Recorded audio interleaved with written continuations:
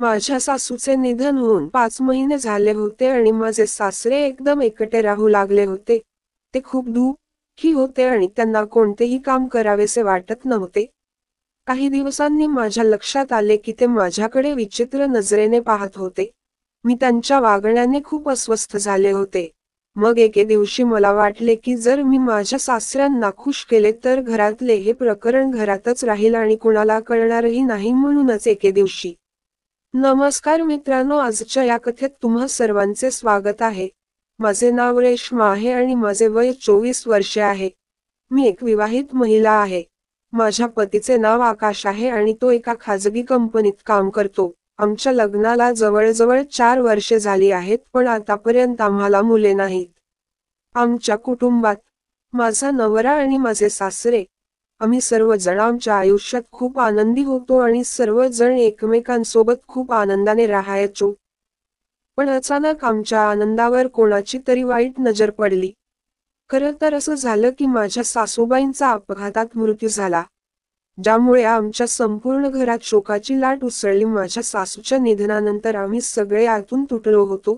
जणू आमच्यावर दुःखाचा डोंगर कोसळला होता. माझ्या सासूच्या निधनानंतर माझे सासरे खूप दुःखी झाले होते.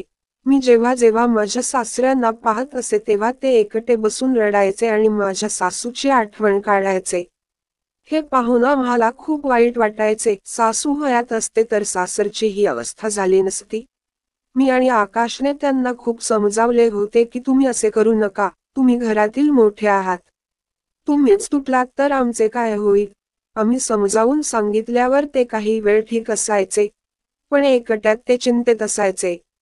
6 महिने उलटून गेले होते, पण सासऱ्यांना त्यांच्या पत्नीला विसरणं खूप कठीण जात होतं. त्यांचा मानसिक त्रास पाहून आम्ही त्यांना काही काळ कोलकात्याला आमच्या वहिनींकडे पाठवण्याचा निर्णय घेतला. डॉक्टरांचंही मत होतं की घटनेच्या ठिकाणापासून दूर गेलं तर मानसिकरित्या थोडासा बदल होतो. त्यामुळे आम्ही त्यांना कोलकात्यात थोडा वेळ राहायला सांगितलं. तिथे त्यांनी काही काळ मुक्काम केला, पण जेव्हा ते परत आले तेव्हा त्यांच्या वागण्यात काहीही बदल दिसला नाही. मात्र मला त्यांच्या वागण्यात काहीतरी विचित्र जाणवत होतं. मी पाहिलं की ते अनेकदा माझ्या शरीराकडे बघत असत, किंवा कधी कधी मला स्पर्श करण्याचा प्रयत्न करत. सुरुवातीला मी हे दुर्लक्षित केलं आणि स्वतःला समजावलं की कदाचित मी चुकीचं काहीतरी समजत असेन. माझ्या मनात विचार आला की ही गोष्ट माझ्या नवऱ्याला सांगावी, पण मग वाटलं, जर त्याचा माझ्यावर विश्वास नाही बसला तर मी काय करेन. मात्र एक दिवस त्यांनी सगळ्या मर्यादा ओलांडल्या. त्या दिवशी त्यांनी असं काही केलं की माझ्या अंगावर काटा उभा राहिला. मी बाथरूममध्ये जात होते तेव्हा पाहिलं की सासरे आधीच आत होते. मी वाट पाहत तिथेच उभी राहिले. विचार केला की ते लवकरच बाहेर येतील. पण आतून काही विचित्र आवाज येत होते. त्या क्षणी मला जे जाणवलं त्याने मी पूर्ण हादरून गेले. मी त्याला, माझ्या नवऱ्याला फोन करण्याचा प्रयत्न केला, पण तो फोन उचलत नव्हता. मला वाटलं की सासरे कधीही बाहेर येऊ शकतात, म्हणून मी तडक माझ्या खोलीत परत आले. आधी मला वाटलं की हा प्रकार माझ्या नवऱ्याला सांगावा, पण पुन्हा विचार आला, जर त्याने माझ्यावर विश्वास ठेवला नाही तर काय होईल. त्या रात्री मी अस्वस्थ होऊन विचार करत राहिले. झोप काही येत नव्हती. माझ्या मनात भीती आणि गोंधळ होता. इतके दिवस जे काही घडत होतं त्याने माझा आत्मविश्वास ढासळला होता. त्या रात्री माझ्या नवऱ्याने माझ्याशी जवळीक साधण्याचा प्रयत्न केला, पण मी सांगितलं की मला काहीच मूड नाही. त्याच्याकडे पाठ फिरवून झोपायचा प्रयत्न केला, पण रात्रभर जागीच होते. दुसऱ्या दिवशी माझ्या नवऱ्याला कामानिमित्त बाहेरगावी जावं लागलं. तो 5 दिवसांसाठी मीटिंगला जाणार होता. मी त्याची बॅग तयार केली आणि टिफिनही बनवले. थोड्या वेळाने माझा नवरा त्याच्या कामासाठी निघून गेला. आता घरी फक्त मी आणि सासरे एकटेच होतो. भीतीने माझं अंग थरथरत होतं आणि प्रत्येक क्षण शतकांसारखा वाटत होता. दिवसभर मी घरकाम करण्यात व्यस्त राहिले. सगळी कामं आवरून माझ्या खोलीत आले. काल रात्री झोप न झाल्याने आता थकवा जाणवायला लागला होता. झोपेमुळे डोळे आपोआप मिटू लागले आणि मी झोपेच्या अधीन झाले. दिवसाचे सुमारे 4 वाजले असावेत मला कळलंच नाही की मी कधी झोपले. उष्णतेमुळे मी सलवार कमीज घातले होते. घामाने भिजलेल्या अवस्थेत मी पंख्याखाली होऊन होते. सुमारे तासाभराने मला जाणवलं की कोणीतरी मला विचित्र स्पर्श करत आहे. त्या क्षणी मी घाईघाईने उठले आणि कपडे नीट करू लागले. पाहिलं तर माझे सासरे माझ्या शेजारी बसलेले होते. त्यांना पाहून मला धक्काच बसला. मी लगेच विचारलं, बाबूजी, काही काम होतं का? माझे सासरे हसत म्हणाले, सुनबाई, मला चहा प्यायचा आहे. मी तुला अनेकदा हाक मारली, पण कदाचित तू झोपेत असल्याने ऐकलं नसेल. त्यामुळे मी स्वतःच तुझ्या खोलीत आलो. इथे पाहिलं की तू शांत झोपली आहेस. मला वाटलं, झोपलेल्याला का उठवायचं? मी स्वतःच चहा बनवतो. त्यांचे हे शब्द ऐकून मी पटकन बेडवरून खाली उतरले. माझं हृदय जोरजोराने धडधडत होतं. मी माझी चुनरी डोक्यावर घेतली आणि म्हणाले, बाबूजी, तुम्ही तुमच्या रूममध्ये जा, मी तिथे चहा घेऊन येते. माझ्या बोलण्याने ते थोडं नाराज झाले, पण काही न बोलता ते त्यांच्या रूममध्ये निघून गेले. साधारण 15 मिनिटांनी मी चहाचा कप घेऊन त्यांच्या रूममध्ये गेले. मी रूममध्ये प्रवेश केला, तर पाहिलं की सासरे रडत बसले होते. मी त्यांना विचारलं, बाबूजी, काय झालं? तुम्ही का रडत आहात? काही प्रॉब्लेम आहे का? तब्येत ठीक नाही का? मी डॉक्टरांना फोन करू का? ते म्हणाले, नाही सुनबाई, असं काही नाही. फक्त आज मला तुझ्या सासूबाईंची खूप आठवण येते आहे. ती गेल्यापासून माझं मन मोकळं करण्यासाठी कोणीच नाही. मला समजत नाही, माझ्या भावना कोणासमोर व्यक्त करू. मी पण माणूस आहे. माझ्याही काही भावना आणि इच्छा आहेत. पण त्यांचं व्यक्त करण्यासाठी कोणीच उरलेलं नाही. त्यांच्या शब्दांनी मला क्षणभर गोंधळ वाटला. मला जाणवलं की ते काहीतरी वेगळं सांगण्याचा प्रयत्न करत आहेत, पण त्यांच्या हावभावांचा नेमका अर्थ मला समजत नव्हता. तरीही मी त्यांना सावरत म्हणाले, बाबूजी, काळजी करू नका. सगळं ठीक होईल. जर तुम्हाला काही बोलायचं असेल, तर माझ्याशी मोकळेपणाने बोला. मी ऐकेन. माझ्या मनात अनेक विचार येत होते. त्यांची अवस्था पाहून मला खूप वाईट वाटत होतं. ते वयस्कर आणि एकक होते. त्यांच्या परिस्थितीने मला दया आली. पण मनात भीतीही होती. त्यांचं दुसरं लग्न करणं शक्य नव्हतं. आम्ही त्यांचं पुन्हा लग्न केलं तरी समाजात त्याची चर्चा होईल आणि आम्हाला लोकांच्या नजरेला तोंड द्यावं लागेल.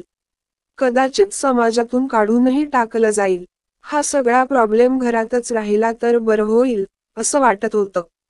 एकदा मनात विचार आला की जर मी माझ्या सासऱ्यांना खुश केलं तर हा विषय घरातच राहील, बाहेर कुणालाही कळणार नाही. मनाची चलबिचल कमी करण्यासाठी मी माझ्या मनावर दगड ठेवून त्यांचं सूचक आमंत्रण स्वीकारण्याचा विचार केला. त्यानंतर मी त्यांना आंघोळ करायला सांगितलं. त्यांचे कपडे दिले आणि थोड्या वेळाने ते आंघोळ करून परत आले. त्यांनी बनियान घातलं होतं आणि खाली टॉवेल धोतरसारखा गुंडाळला होता. त्यांनी माझ्याकडे पाहून थोडंसं हसत कटाक्ष टाकला. त्यांच्या त्या हसण्यावर मी थोडंसं हसले. दुसऱ्या दिवशी सकाळी मी त्यांना चहा देण्यासाठी त्यांच्या खोलीत गेले. दरवाजा थोडासा उघडा होता. मी हलका ढकलून आत गेले तर पाहिलं की ते बनियान घालून टॉवेल गुंडाळून झोपले होते. हे पाहून मला थोडं अस्वस्थ वाटलं, पण मी त्यांना काहीही बोलले नाही. चहा ठेवून मी परत किचनमध्ये आले. तासाभरानंतर ते किचनमध्ये आले आणि म्हणाले, सूनबाई, माझ्या रूममध्ये थोडं तेल आणा आणि माझ्या डोक्याला आणि शरीराला मसाज करा.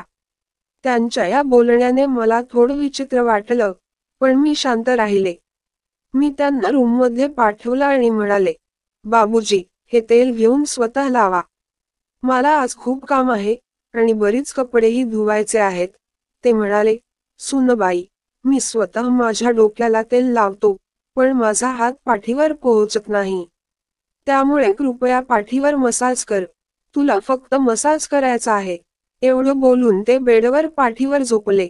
माझं मन संतापाने उफाळून आलं होतं, पण काहीही न बोलता मी त्यांच्या पाठीला हलकं तेल लावून मसाज करू लागले.